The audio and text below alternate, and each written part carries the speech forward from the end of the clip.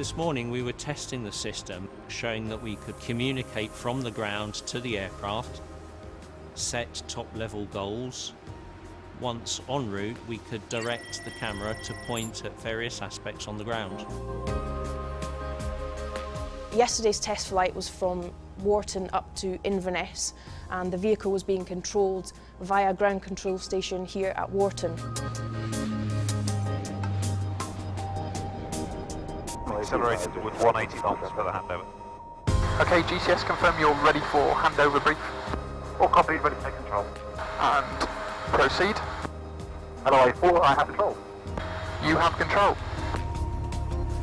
The pilot was interacting with air traffic control as if he was sat in the aircraft. We have one particular goal in mind, and that's to allow the pilot to be able to command one or more aircraft in much the same way as they would interact with a human team. We're developing communication systems for the safe operation of a virtual network between these various classes of unmanned aircraft.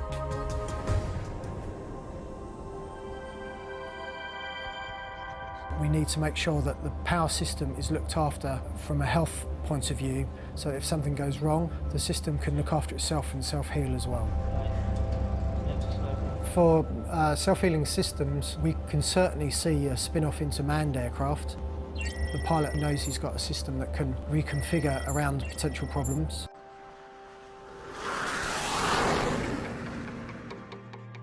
We've been working on this since really the onset of Australia back in 2006, and we've pretty much focused our activities into coming up with a detect and avoid solution.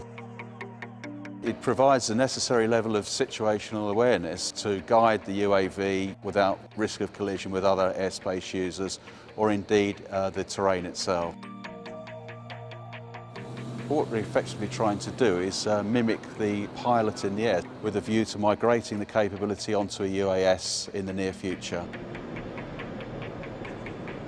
The technologies that we will have to use to do that will also have application back in manned aircraft, and there is reasonable hope that these will improve the safety of manned aviation as well. The point of air-to-air refuelling is to enable an aircraft of any type, be it manned or unmanned, to fly longer, and therefore what's commonly termed as persistence.